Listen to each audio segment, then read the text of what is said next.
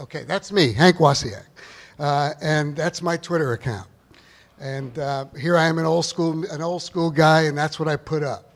And what I'm going to talk to you about today is not about advertising and marketing. I can do some of that, and I'll be happy to.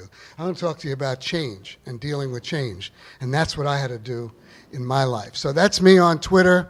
I love that stuff. That's how I met Mario. He had a friend. He tweeted me and said, hey, you got to meet this crazy guy over in LA. Go meet him. We did, and we met on Twitter. It's all about social connections. So what I want to talk to you today is about change and how you manage change.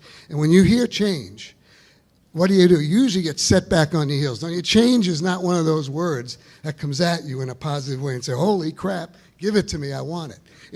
It tends to be something that sets you back on the heels. The devil I know, it's better than the devil I don't know, all those things. And so that's all coming at you. And if you're in the ad business today, in the marketing and communications business, change is a way of life like I've never seen it before.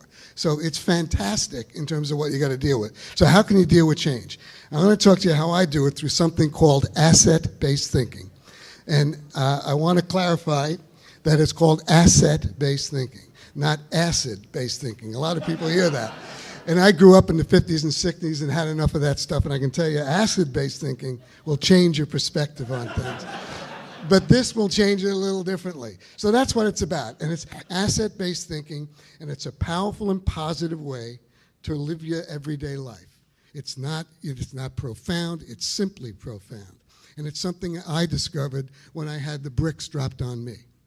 And it's a way that you focus on the positive side of life's ledger, what's working and what's possible, rather than all the negative crap that we all deal with. And Court, you and I can relate to this. In the business we grew up in, all we do is solve problems and no. So you have to learn how to deal with that and get through all of that. And I did that by teaming up and meeting somebody named Dr. Kathy Kramer. She's a great psychologist. In St. Louis, she founded this. Where it is? You're going to go work? Boom. The Stress Center. And when I had my issues, I met her. And we looked at each other and said, I like that stuff. She said, I like what you do. And she said, let's create some books together. And I've never written a book. She's written 4 of them. We totally changed the paradigm of a book. We created this book together. Changed the way you see everything. It's visual. It's Madison Avenue meets positive psychology. Every ad was a spread. We put the cover backwards. We did everything you shouldn't do to publish a business book. Took us 14 publishers, but we finally got it published. But so that was the thing that brought us together.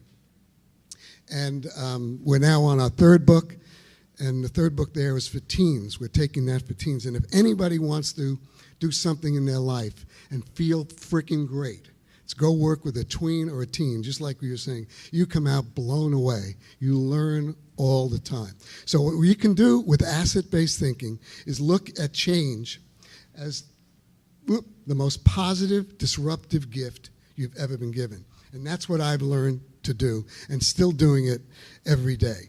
And so let me give you a little more background on that story. I started at Benton & Bowles in 1965. I'm one of the original Mad Men guys. Anybody watch that show? Great show. I love that show. I write a blog about it.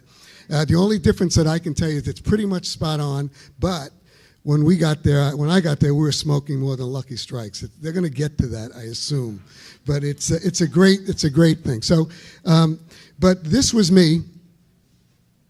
It was my first day at Benton & Bowles in 1965. That was me a year or 2 ago at a company called the Concept Farm, and lots changed, as you can see. But what I've been through this business for a long, long time. I'm 46 years in it now, and I've seen it go through every change, even client side and agency side. And what I've turned into is, I tell everybody, I've gone from a madman to a Twitterholic. I think that all the stuff that's going on now is the best thing that ever happened to our business. It's shaking it up at its core. It's fantastic. And all my friends at the holding companies that were saying this stuff is never going to work, what are you going to do with it, are eating their words right now. And there's a revolution going on that's fantastic. And that's the revolution I wanted to be part of. I was vice chairman of McCann Erickson. I'm not ashamed to say it.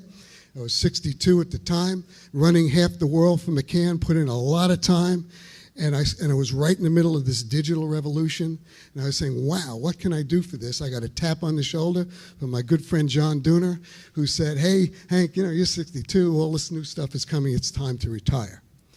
And I didn't want to do that. And at just about a year before, I had helped my son, Greg, start a company called the Concept Farm in New York City. It's a very hot, cool, creative company. They had a nice vision, and I helped them fund it and just gave them some good advice and moral support. That's when I met Kathy Kramer, and she introduced me to asset-based thinking. And what I learned how to do was to look at change totally differently and see it as the best opportunity that I could ever get. And I got pissed off and was bitter about it for a while, but after that lasted, I then looked at what was possible, what was working. And what I was able to do with my son's company was have the joy of going to work with my son and his friends and use their vision that I helped them form in a small way as a portal for me to do things that I've never done before. So I'm now 68. I'll be 68 in July. And in 4 or 5 years, we've published 3 books. We've created 2 television shows. I've won 3 Emmy Awards. I'm not saying it because it was me. For hosting a show in New York that I ever did, I got in touch with my inner self and volunteered. I'm now on the national board of the American Heart Association. I got back to teaching, and I'm teaching at USC Marshall School of Business, all because I got asked to leave earlier, and all because I put asset-based thinking to work. So let me take you through a little glimpse into what that is. First of all, asset-based, these are visuals from the books. I'm just pulling them out. Asset-based thinking is, you're not born an asset-based thinker. Where's Jessica with her 2 little twins in there? They're going to not be asset-based thinkers or deficit-based thinkers. And this picture is great. These 2 kids are just hanging out. What's up? They're just looking at the joys and possibility. Their parents, one of them is going to be an asset-based thinker. The other one's going to be what we call a deficit-based thinker. You're not programmed that way. It's a choice you make. You can make that choice all the time, and you have to make that choice every day of your life because things come at you, good things, bad things, not so bad things. So you make a choice to see it either positively or negatively. And when we worked with some of the kids that we worked with, and they expressed it, I'm sorry, I'm screwing up the slide thing. Go back. And this is a part of our team book. They expressed it as, hey, that's like having networks in your mind. And it is. So think of asset-based thinking, deficit-based thinking as networks in your mind. And the good news is they're channels. They're broadcasting all the time, 24/7. Good things are coming at you, crap's coming at you. And what you have to be able to do is realize that you have this. You have the remote for that channel. And just like everything, I don't know about you, but I'm still learning how to use this remote. And you got to learn how to use it, but you own it. You can't blame anybody else. It's broadcasting. You can switch to the positive side or the negative side. And you control that. And once you realize that, it's a big, big step. And that's what I realized. And the other thing, and that's my grandson in the picture, by the way, and he happened to say, hey, Grandpa, the other thing that's on that remote is a mute button. And that's important because sometimes there's so much shit that comes at you, you just want to turn it off. Don't be afraid or ashamed that you do that sometimes. So that's important. And what it's all about from an asset-based thinking, see if I can walk and chew gum at the same time here. Asset-based thinking, it's about small shifts that make seismic differences. Make small shifts in your life that come at you every day. And, start turning things from anxiety into anticipation. Look at things, just take things that are negative, turn them around, look for it, look for the positive. Now, a lot of times people will say, that's glass half full, glass half empty thinking, right? That's all it is. Well, it is in some ways, but who here is a glass half full thinker? There's a lot of them, we heard them. Who here is a glass half empty thinker, they think? No hands go up, some do. Who here thinks their boyfriend, girlfriend, or boss is a glass half empty thinker? A lot of people do. And it's a good question. But it's the wrong question because the answer is it's both. And what you have to focus on, and you learn how to focus on when you deal with change, is not is it half full or half empty, but what's in the glass. If you focus on what's in the glass and that's your question, it's a moot point whether it's half full or half empty, because it'll become, the more you work on those things that are in the glass, the better you'll be. And those things that are in the glass are assets, no surprise. And there are three things that we call it the glass half full, half empty, SOS. What SOS is usually a distress call, right? In asset-based thinking terms, it's a wake-up call to get in touch with what's in the water in that glass. And the three S's stand for three things: self, others, and situations. They are all assets at your disposal that you have to work with. The one that's the most important, and we heard a few speakers talk about it here, is yourself. And it's the one you spend the least amount of time with. So if you got to, we don't give ourselves enough credit for things. So that's what I had to do, and I had to focus on it, and really a lot of introspection. And to use the point about passion points does a very, very important. I had to get in touch with what my passions were going to be, and I did, and it just really, really changed things, and it changed the way I saw myself. And I'm going to just take you through 4 or 5 lessons that I've learned that come out of the book, but also I just put a little personalization into them. And basically it's under the headline, quite frankly, simple, but when you change the way you see yourself, you can change anything. Once you do that, you can change anything you want. So the first thing you have to do is really get over the whole conventional wisdom thing. And there's a lot of people that talked about throwing conventional wisdom away, and I'm a big believer in that. And the three things that you have to really focus on are looking at power, influence, and impact to get things done. So you have to change your way that you think about power. And I did. Power is not what you have, it's who you are. It's who you are inside. The conventional wisdom of power, knowledge and expertise, material wealth, authority. But instead, it's what are your unique insights, what are your passionate pursuits, what are your values and beliefs, mission and purpose. You heard that from Jessica earlier on. That's what your power is. I thought my power was vice chairman of McCann with 5,000 people and all that stuff. That wasn't it. Then when you do that, sorry for this, folks, you do one other thing. If you could remember one thing about this, is forget perfection and pursue progress. Perfection screws more things up than you've ever seen. And I don't know about you, but I grew up with it's got to be perfect. The art directors, you got to do that. In today's world, especially in the marketing world at least, perfection is not the answer. It's progress. Measure yourself by the progress that you make. Another one, see the problem as a pause. I don't know, you grow up with problems. They're insurmountable. I got to spend all my time getting around them. They're not. They're just a pause. Get around them as fast as you can. If I had one thing I could change in my life, I would have gone from being an opportunity advocate rather than a problem solver. I grew up being a problem solver. Solve a problem, get a great pat on the back. I missed so many opportunities in my life, personally and professionally. And if you really focus on that, not that problems aren't there, but put them in their perspective, pause them, get around them, and move on. Get the hell on with it. How about influence? This is an important one.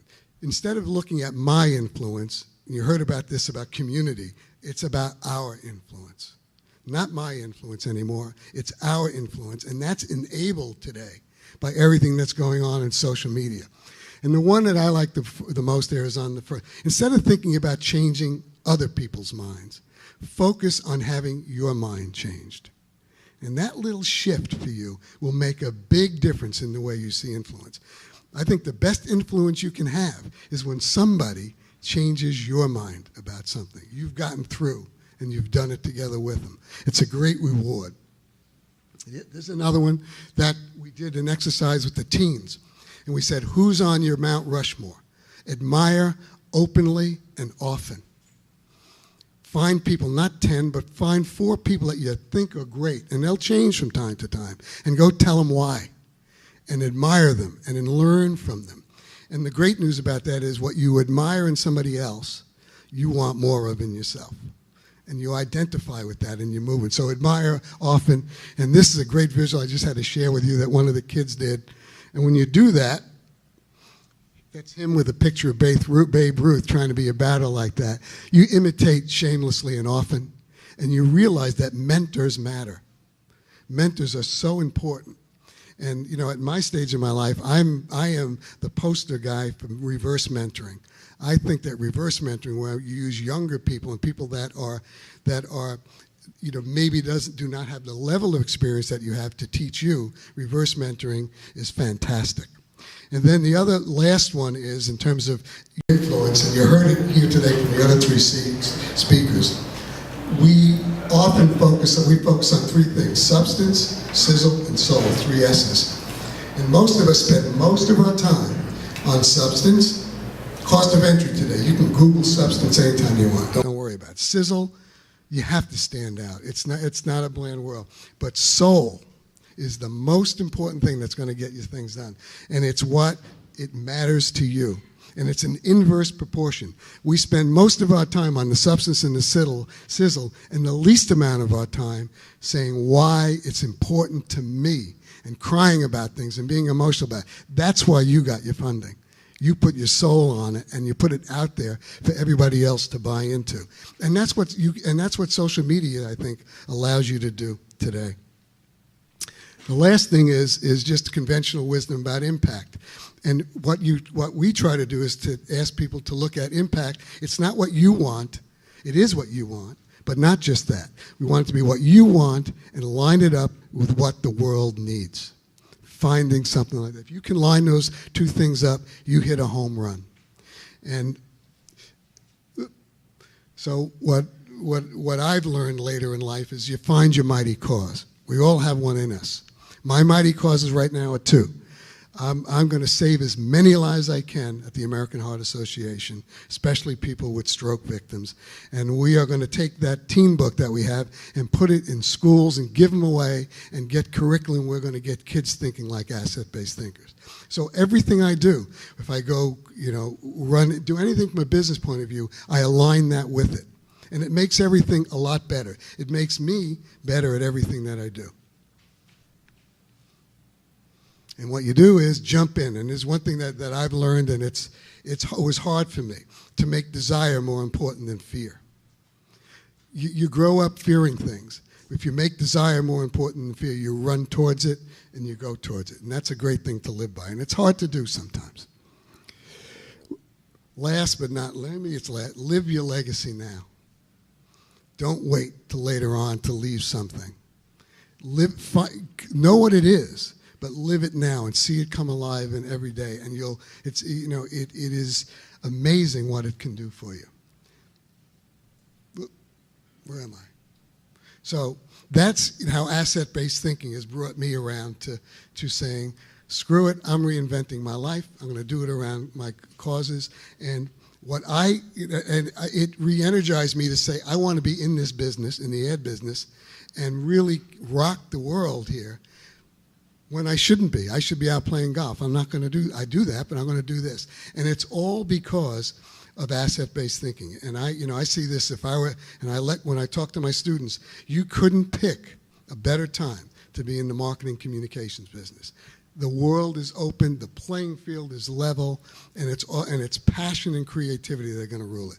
So that's my last message is get off your assets and go take a break. But thank you for listening to me. I appreciate it.